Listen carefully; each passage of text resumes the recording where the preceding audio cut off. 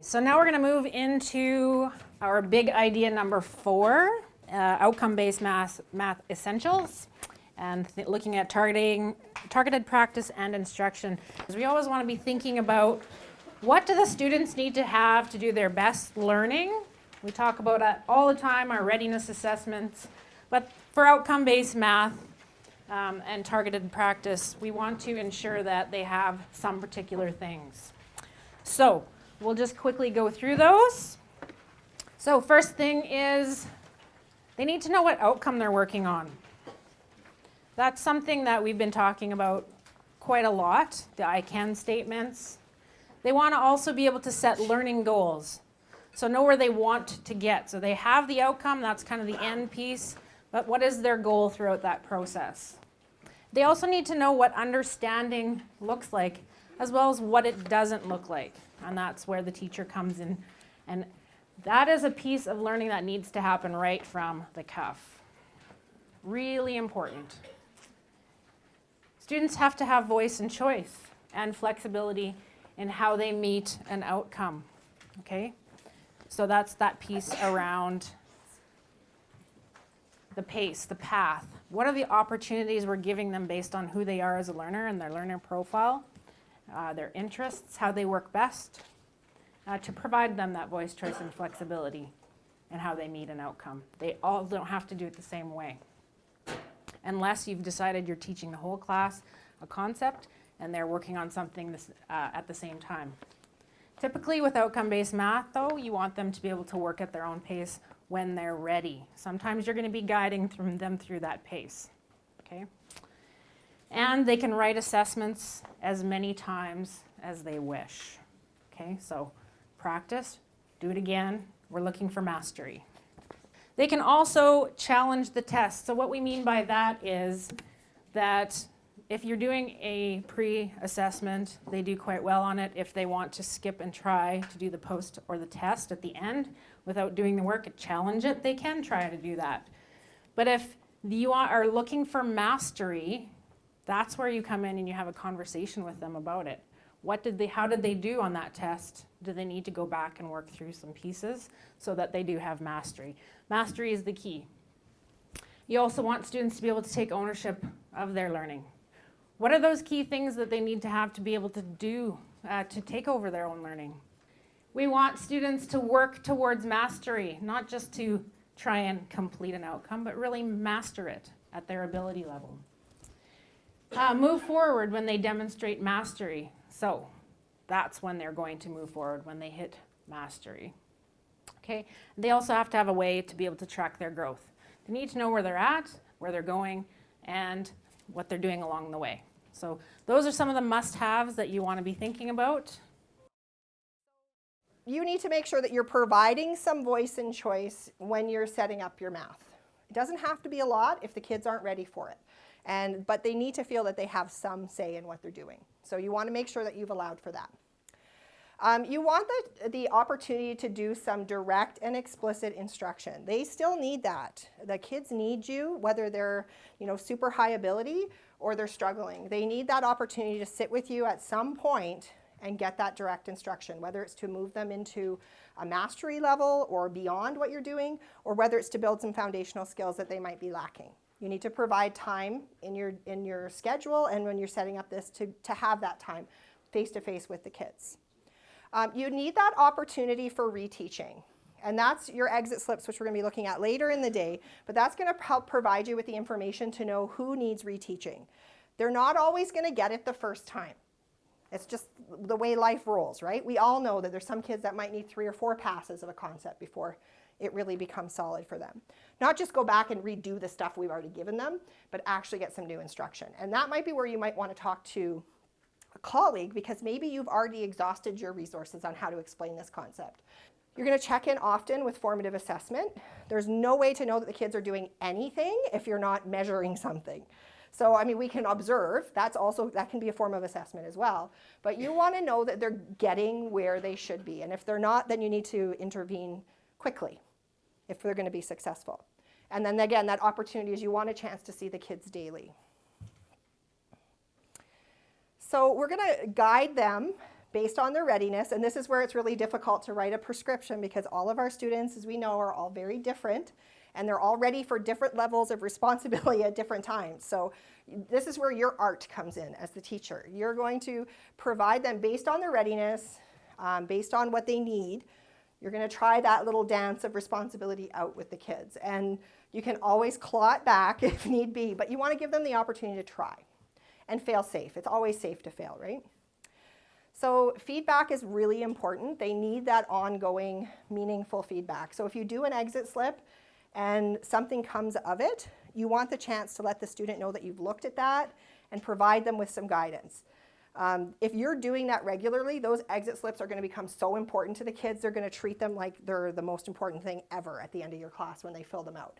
If they know that you're looking at them and then providing them feedback based on that, they'll become really important to them. The same way you become very important to them. So, and then involving the students in the assessment, Kelly touched on that earlier, is that they need to know what success looks like. So when I have really mastered fractions, these are the things I should be able to do.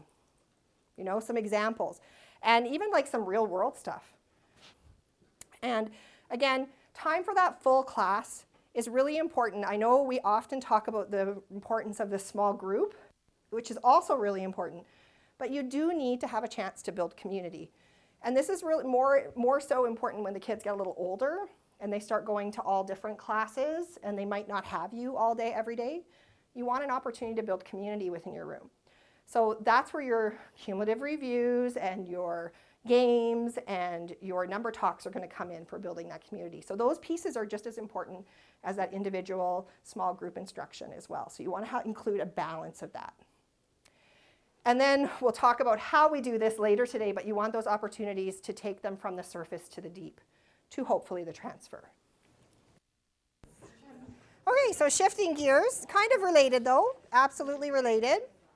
This is a great graphic for thinking of the different students that could be in a class and their different learning paths. So I liked this because I'm a very visual person myself, so I could physically see and picture different kids that I know on these different paths.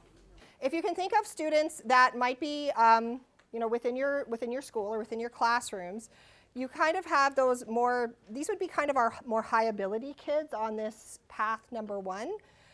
When you see a little jut, that would be where teacher instruction, direct instruction would be happening. So those small group lessons. So you can see they start off, and Vanessa will talk a little bit about the assessment throughout. You see they start off, they have some direct instruction, they get an opportunity to do some independent inquiry possibly, and then they're complete. Whereas most of our kids will kind of be on path 2, where they have a few more opportunities for a direct instruction, and they still get the independent inquiry, but they might need a little bit more instruction. Then we have kids that need a lot of direct instruction. Maybe our students who are a little bit more strugglers, or maybe kids who are not struggling but just need a lot of direct instruction. They like that. So they would be on path 3, and you can see there's lots of different opportunities. They don't have the opportunity for the independent inquiry here because they're having way more teacher time. Now, what's to keep in mind with this is what's really important is a student is never stuck on one learning path. So they might be on learning path 1, come to a point of difficulty, they might pop to 2 or even 3, and vice versa. So you're never stuck from beginning to end on one path. It's fluid and based on their needs. So then Kelly and I are whispering, what are you adding here again? Because I think you covered most of it. I get the assessment piece in there. Good. No, I think Melissa covered most of it. What I was thinking was that when I looked at this, I really wanted to think about it in terms of sort of there is never that one size fits all model. And so all those things that we talked about already in terms of student ownership, learner profiles, flexible learning spaces, all those kinds of things factor in. But we also really want to pay particular attention to the different possible pathways that will fit the needs of our learners. And from an assessment perspective, we really need to know before, like if you think of this visual in terms of a unit, for instance, in math, you want to really know where those kids are at the beginning of that unit so that you're not kind of spinning your wheels or wasting time, doing things that you don't need to be doing, depending on their level of readiness. Some might get some of those outcomes already, and so there's no need to necessarily continue. So knowing where they're at the beginning is really, really important. And like Melissa said, they'll probably fall on that path one, possibly of being above target or on their way, being on target or being below and needing those extra supports. But what is really important is that we engage in those formative and regular check-ins in terms of assessment with them along the way, so that we can really get to know where they're at and kind of how they're thinking, for instance, in math, about their math, and what we need to do to support in order to lead them all to that same similar goal of being successful with those outcomes at the end of that period of time. So again, learners can pop back and forth on different pathways, but it's important to have those formative check-in points to really know how to support them. Yeah, and you can even see, just looking around the bottom here, you can see like path 1, they're going to be reaching the summative before path 2 or 3. So that would be, your opportunities to extend, enrich, maybe go back and fill a gap from a different unit, or reach ahead, or do Genius Hour, all those kinds of things. And you can see the middle group has a little bit of that as well, where your third group, they'll be right with you to the very end because they need your support. What this is a PD that we put together last year on how to get started with outcome-based math in your school. So this is something that's a prepackaged piece. We could come and support you with it, but it kind of lays out what outcome-based math can look like, probably should look like in your school. So if you're thinking about this as a school versus a classroom, you really want to establish the collective responsibility. What are you doing as a school, moving from my kids to our kids? What does that look like? The second piece, creating a common schedule for teaching math. Now, if you are doing this in a couple of grades, you want to have some sort of a schedule so you know who's teaching when. But if you're doing it in your own classroom, you set up your own classroom schedule. The third piece, deciding which teachers are involved and who is responsible for what. So who's teaching what? What does that look like? And who's involved? 4, mapping the students to previously achieved outcomes. So this is really developing those outcome tracking maps. Okay, so knowing where the students are at, doing your pre-assessments, your diagnostics, making sure you know where they're at, their pre-assessments, readiness assessments. 5, deciding how to group your students. Okay, that's a key question. You want to decide that before you get started. It might be in the current classroom they're in, or you might be looking at what outcomes they're working on. Number 6, set your timelines. Make sure that your staff has consensus. Then you start developing your readiness assessments and your pre-tests. Number 8, group your students based on their readiness assessments, or what you agreed upon in step 5. So based on flexible grouping or fluid groupings. And then 9, you start moving into the bottom piece where you're facilitating the students meeting their learning outcomes. Now you'll notice the yellow on the side, that's the piece that happens throughout the process. We're going to cover that a little bit more shortly.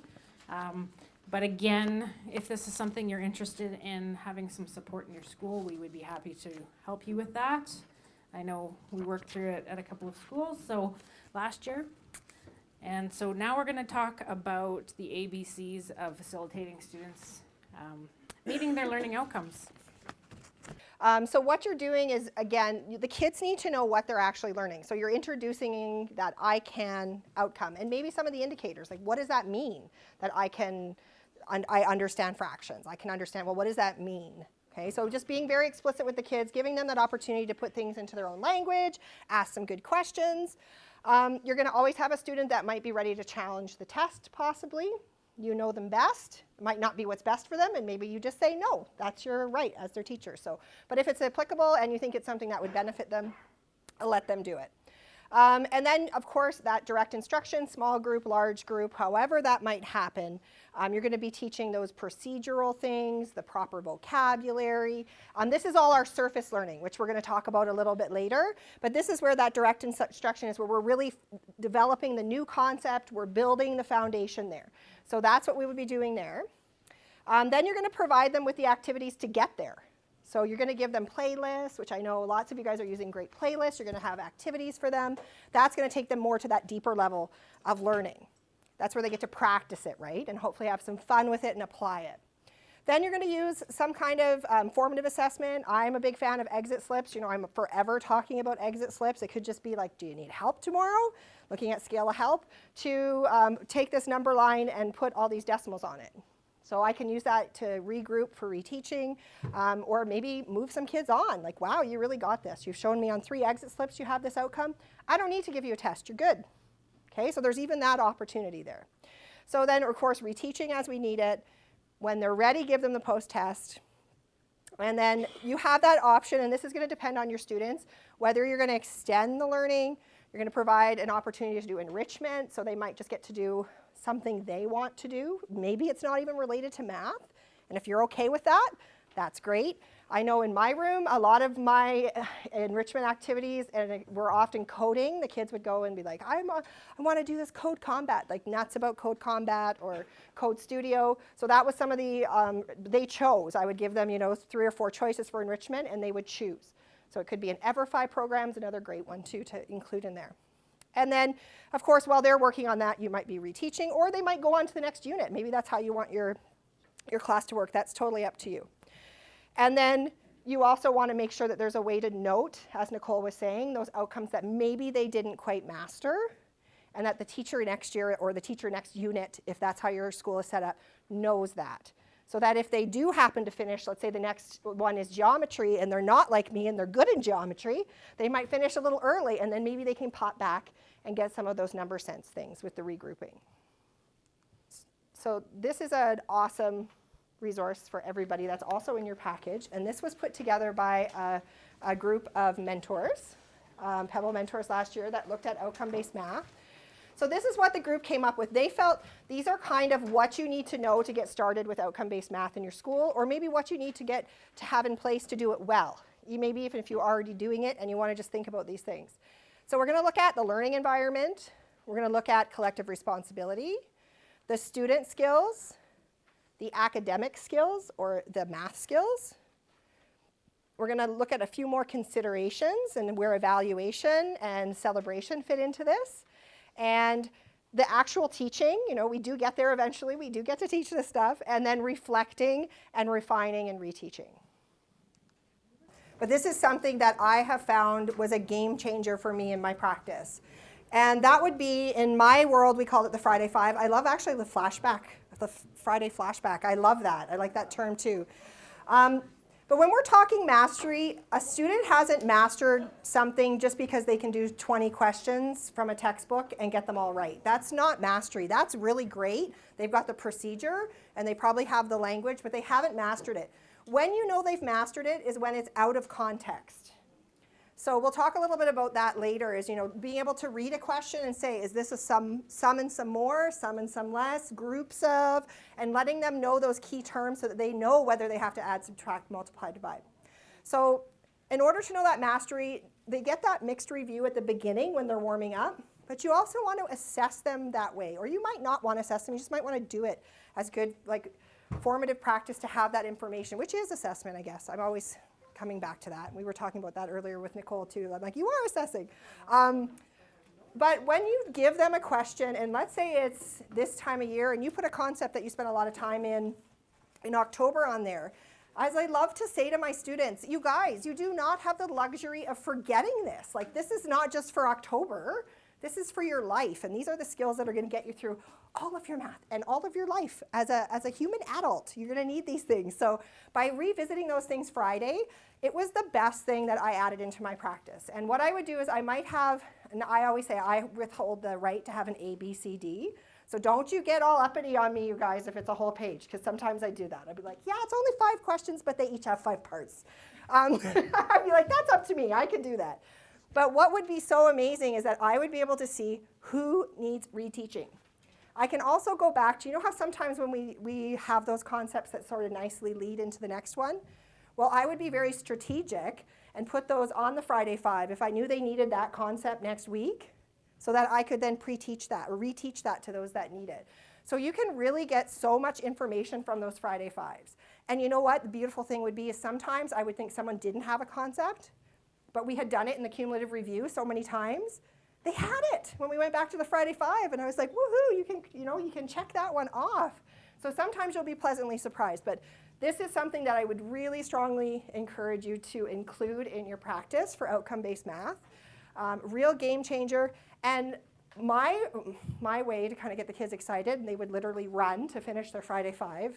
And when you're teaching grade 7 and 8, and you can get them to run to your class, I am always taking it as a win. But it was also Freedom Friday. So when they finished their Friday 5 and they had everything corrected, they conferenced with me if they needed to, or I came in, I did my little reteaching that they needed, and they were good to go, and they had all their homework done, and they didn't owe me anything. They got to work on, I'd usually put 5 choices on the board.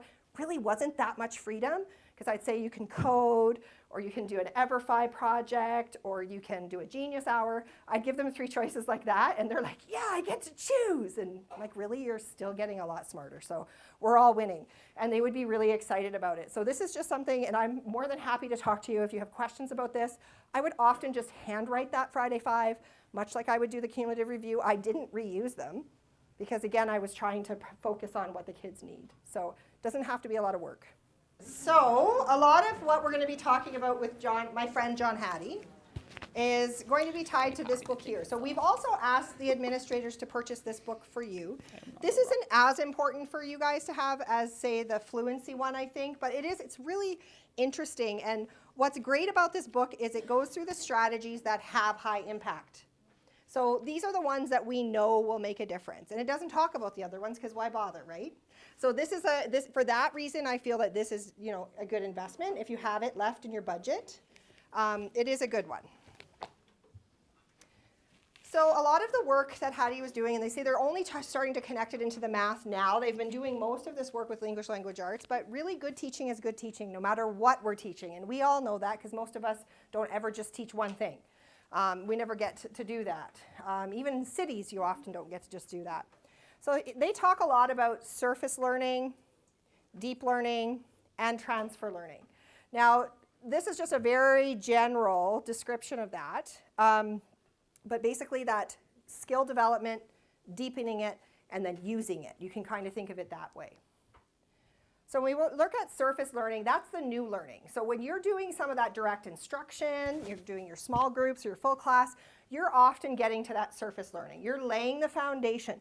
You're giving them the proper initial understanding. You're using the right vocabulary so they know what a decimal is. It's not a point. Those kinds of things. So you're developing that in them. You're using that rich language.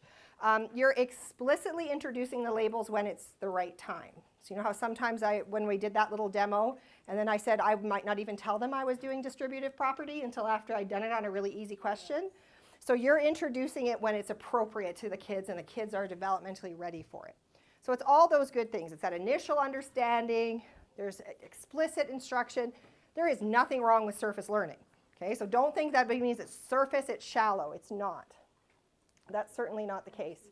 So it just means that they haven't got that deep understanding, but it's really, really important. Without this, we can't do any of that other stuff. So don't be worried about living here for a little while when you are instructing.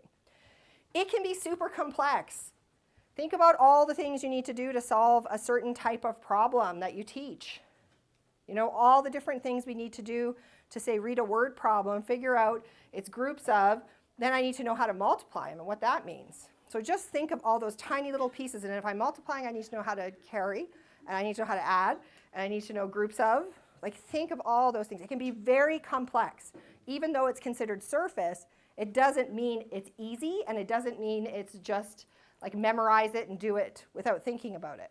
It's not just those algorithms, DSMB for long division. For my whole life, don't worry, it's just DMSB, divide, multiply, subtract, bring down. That's great, but they need to know why that works. They need to know the why before they start to do the DMSB. So we don't want them just blindly following what we tell them to do, and then they're like, well, how'd you get that? And they look at you, well, I just went that, I did that. You want them to understand what it actually means. So then we can get into the deeper learning where we start to apply it. So this is more when the kids are doing their playlists, they're doing their activities, they're problem-solving things. This is when they're starting to have a chance to practice it. They may start applying it. That's usually the next one, but they're getting the chance to connect their learning. Holy miss, decimals are just like percent, right? Where they start to make those connections. And yeah, and they're even like fractions, check it out. And they're like, whoa. You know, they start to make those connections. They get those procedural skills down where it becomes more of not that they have to think about it, they just know how to do it. And they're consolidating those concepts and putting them together nicely. And they start to plan. They don't need you as much. Okay, so we're kind of maybe sitting at a we do in this a little bit more often in this section. They start to plan. They start to maybe ask some good questions. And you know, my favorite thing is say, well, I don't know. Go look it up. So they're going to start doing some investigating themselves at this point. And maybe even coming to you and go, I was just thinking about this, and I was, you know, and they start like elaborating on their thinking. And they start to connect things and make generalizations. Deep learning is kind of the sweet spot in our math classes. And we like to get them to transfer, but we can't always get them there for every kid, for every outcome. So just keep that in mind. It's just got to be, you know, depending on the student and the outcome. So at transfer, that's when they're applying things. And they really don't need you anymore. So they're kind of past you. So you're very unlikely to be in an I do at transfer. You're most likely in a we do or likely a you do at this point. Okay, so students are fully in control. We're happy because we don't have to worry about them as much, and we can worry about those other kids that need us a little bit more. You can give them something completely novel, completely new to them, and they can try to apply it. So let's say you say, you know what, I love these, you know, those beautiful ladders where you can hang stuff on the ladders. I need to know what angle or how long of a ladder to buy to fit on that wall. And they can hopefully connect that to the Pythagorean theorem that you just spent all that time dealing with them, and they can apply it now and solve that problem for you and tell you that you need to go buy a ladder, or maybe they'll make it for you. So we're just going to move, we're still going to be kind of living in that Hattie land, but we're going to talk a little bit about metacognition for a bit. It has a really big effect size. So I know from the feedback last day, you guys loved the stuff that Anne did about how our brain works and how we can use it. So that is just, if you loved it that much and found it that useful, there's a reason for that. There's an app for that, right? It's because it's really important for learning. So when we're looking at math, it's not about memorizing, it's about fluency. And we know the difference now, right? The difference between memorizing and fluency. The fluency is that little process from counting or concrete into the reasoning and strategies into the fluency. It's not just ad nauseum memorizing because you will forget. You don't know it. You do at the time, but then a week later it's gone. So when you're memorizing, you don't really own it. It's just a temporary state. So we want to go to fluency. And it's not about just blindly following the steps. You have to know why you're doing those steps. So what we need is that problem solving, critical thinking, and not so common sometimes, common sense. So we all loved that so much last day. So give your kids that same gift.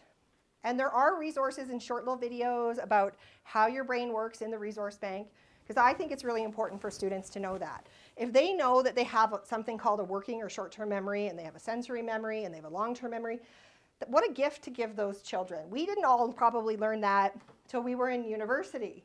And it just like, oh, it makes so much sense, right? And how like the kids will understand that for some kids, if they have problems, you know, if they've got something like ADHD, which we were talking about, like their sensory's on overload and they don't know what to put in their brain, what to work on. Or, you know, how we get things from our short-term memory into our long-term memory.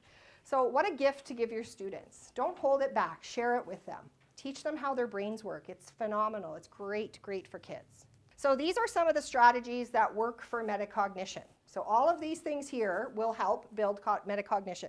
First of all, just explicitly talking about it, showing them a video or explaining how the brain works, what it even looks like, all that kind of stuff. Kids are fascinated by it. Our brains are so cool. They're really, really cool. Number talks are awesome because, again, we force people to be explicit about their thinking. So you're making them have that metacognition, be aware of what they're doing.